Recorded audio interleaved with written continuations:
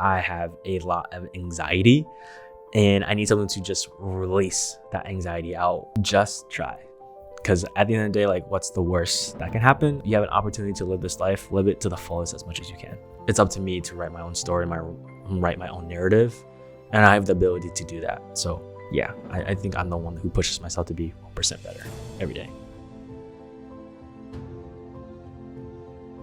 Hey everyone, welcome to the Highest Version Podcast. I'm your host, Randy Philivong, and on this podcast, we talk about falling in love with the process of getting better every day, becoming the highest version of ourselves. Now, in today's solo podcast episode, I want to talk about reflections of January. In January, the BTS pre-sale war happened.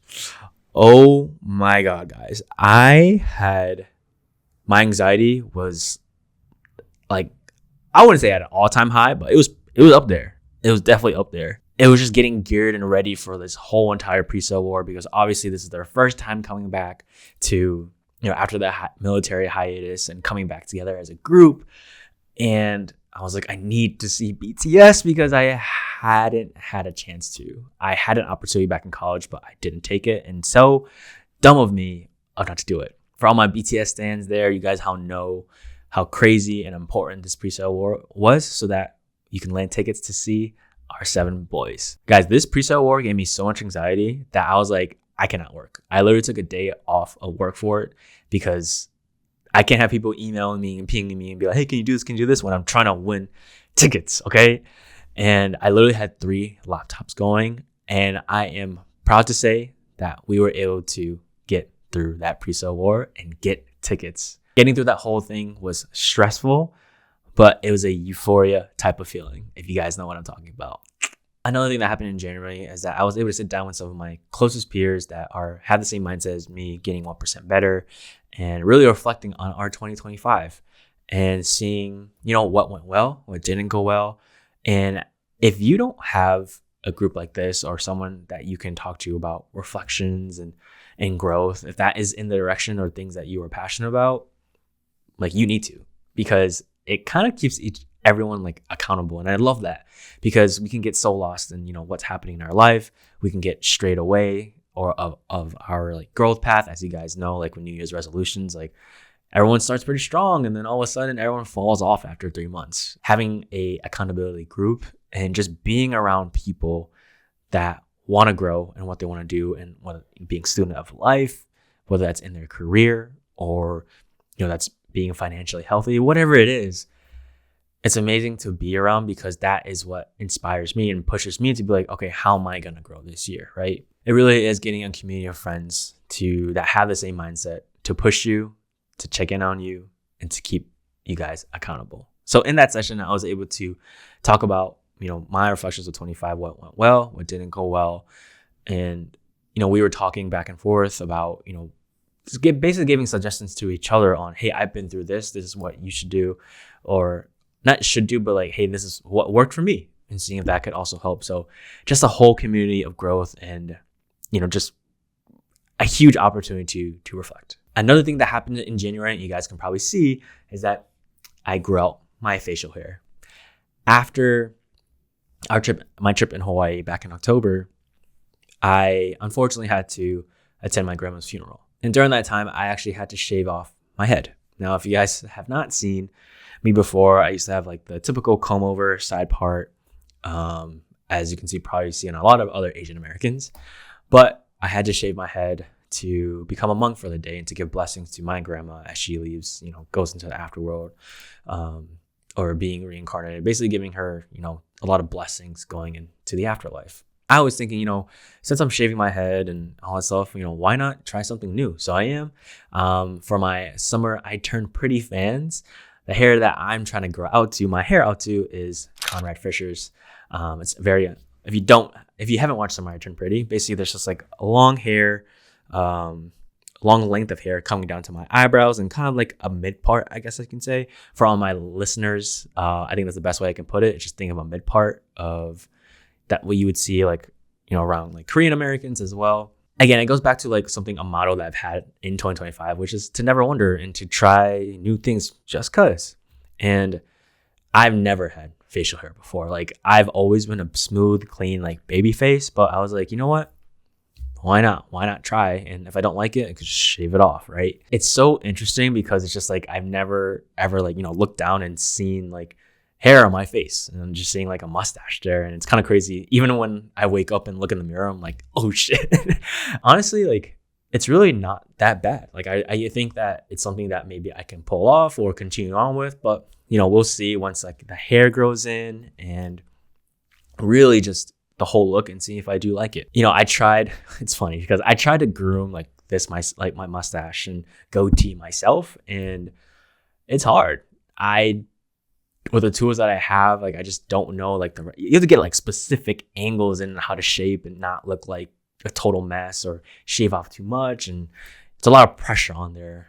But then again, like there's not, because if I do mess up, I can just shave it off and restart growing my hair. I went to the barbershop to get it groomed and fixed, and yeah, this is how it looks, and a little bit of hair has grown out afterwards. I'm trying to reshape it myself, but yeah, it actually is something that I'm looking to explore and to see if I can. So this is something that's going to be able to look going forward now. I just want to put on the main lesson in that is to just try.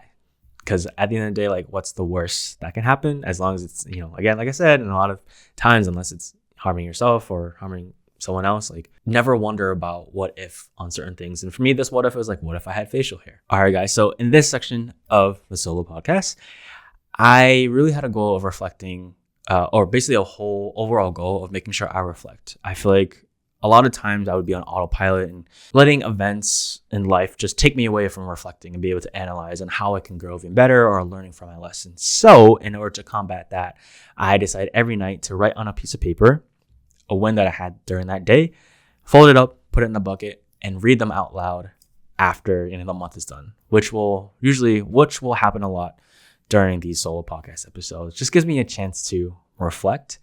Could be good ones. I think all the good ones, I think I will just hold on to. And at the end of 26, I'll be like, okay, like this is from this month that I really cherished and really want to talk about again towards the end of the year. So let's get into the things I've written. And this is something that I started late in January, so there's not going to be as much. All right, pulling out the first win. It is got a reel done in a timely manner.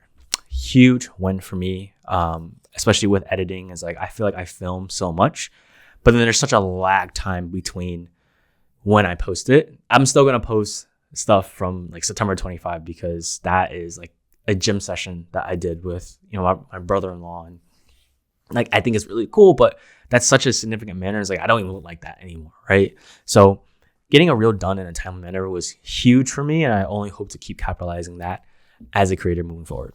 All right. Obviously, this is the first thing I talked about, winning BTS tickets. That is, again, a huge thing. And I finally get to fulfill one of my dreams and one of my bucket list things. So let's go. Took time to catch up with an old friend. So my schedule, I feel like I've probably expressed this a lot, is usually very busy. But that should not be an excuse to making time for friends and socializing, because that is super important to me. But I think I wrote this that day because I was trying to get a lot of things done. Like I was, I think filming a solo podcast maybe, or doing some type of filming, some editing, had to do house chores. And then my friend, like my old high school friend, called me and I was like, should I pick this up? Should I not? Like, I was like, maybe I should not talk to him and let's just reschedule. But we already rescheduled so many times at that point. I was like, you know what? Why don't I just take the time to catch up with him? And I'm so glad I did because, we got to talk about, some struggles that he had and, things to help him with and, where he is now. And, taking that time because you never know like what someone's going through and just being a soundboard for them. Right. And again, taking time for social things instead of, obviously goals are important, but you got to have a community around you to help you with those goals sometimes. So happy I took the time to do that. Next one is getting scheduled reels for the week set up.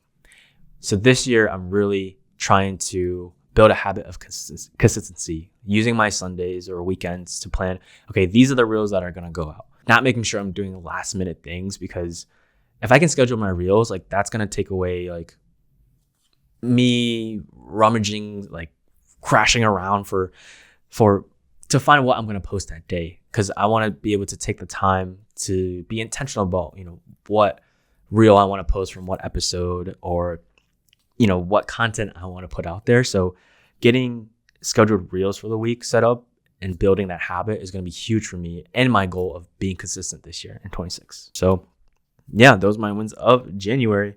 I mean, I feel like doing ones every single day. It's going to be a lot to read through during that time, but January had a lot of good wins. And I feel like the one that resonated with me the most was, sorry, as I'm rummaging through this, is getting scheduled reels for the week setup. Lately, I been watching Free Solo watched Free Solo documentary about Alex Honnold, who's like a very well-known climber, and as well as someone who speaks about getting over fear, because he's basically climbing these thousands of feet structures like a mountain, or recently the building in Taipei, I think it's called Taipei 101, and just getting over fear, because we all have, certain types of fears, and being strong-willed and just mentally strong. So in that, he just prepares so well, prepares to the point where things become muscle memory.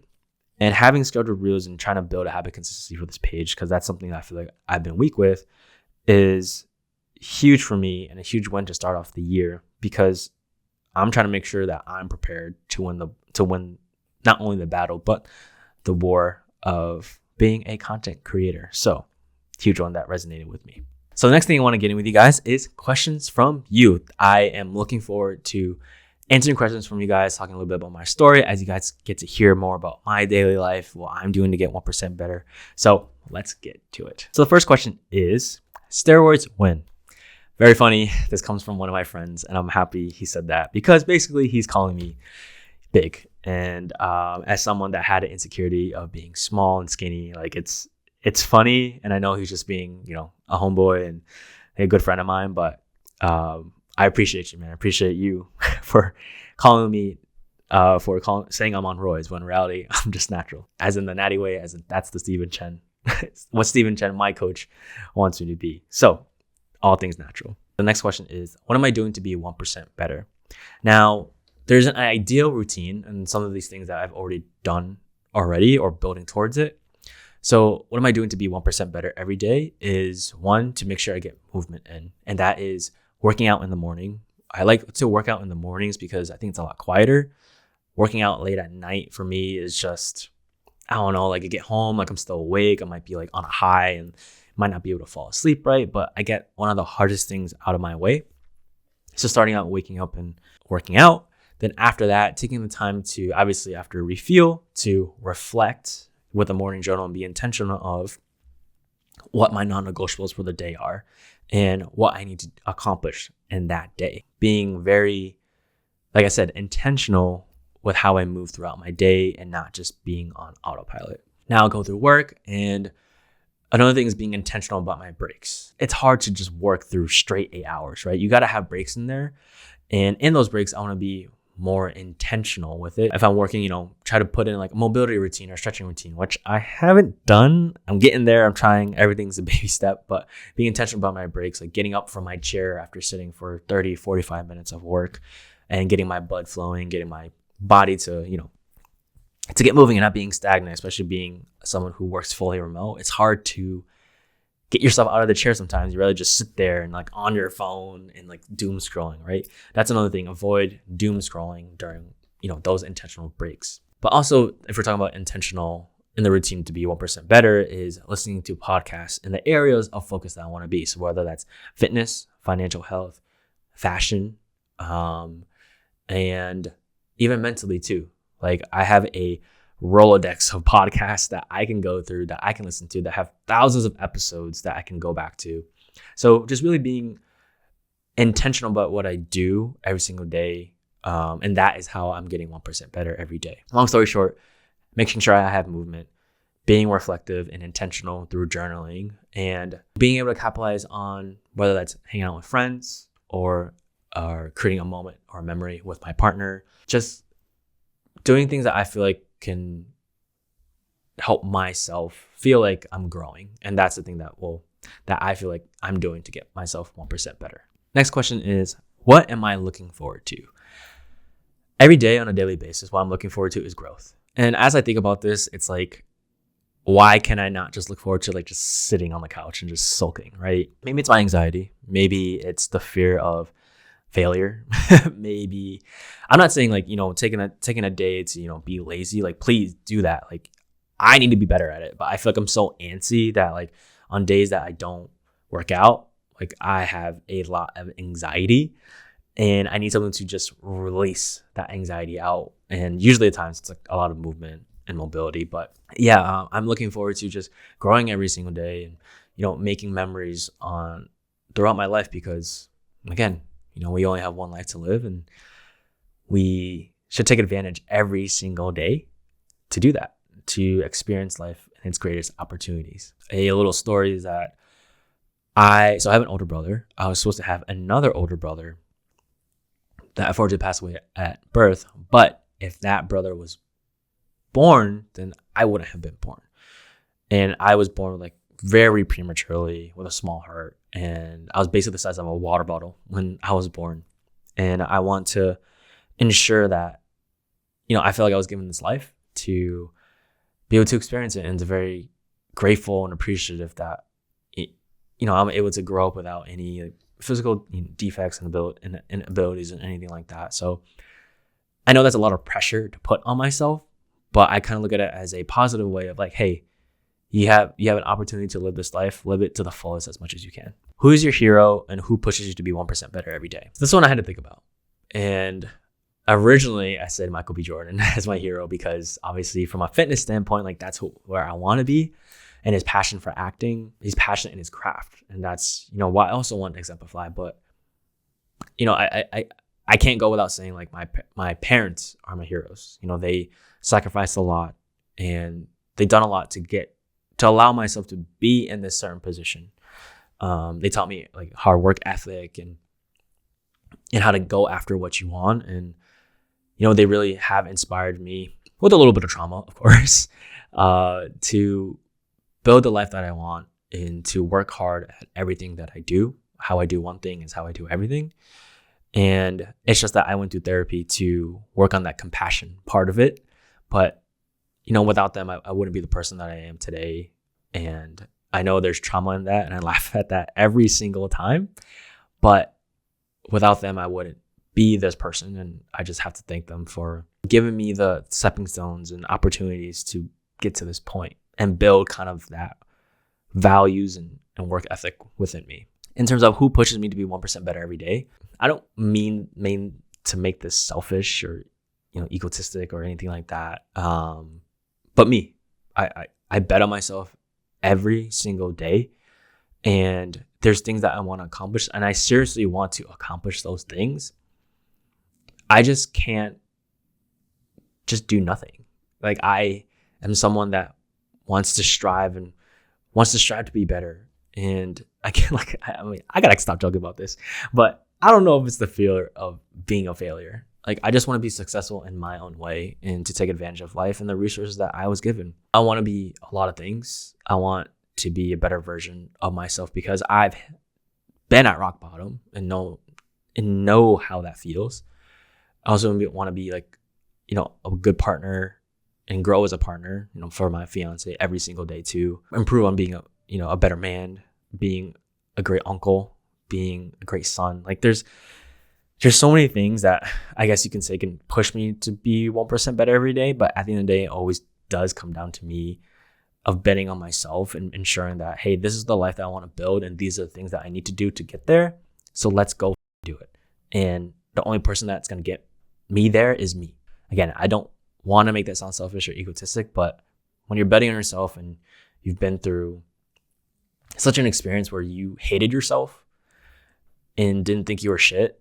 I mean, I don't think I'm the shit now, but like, at least I'm at the point where I feel like I am enough to really experience life and live life.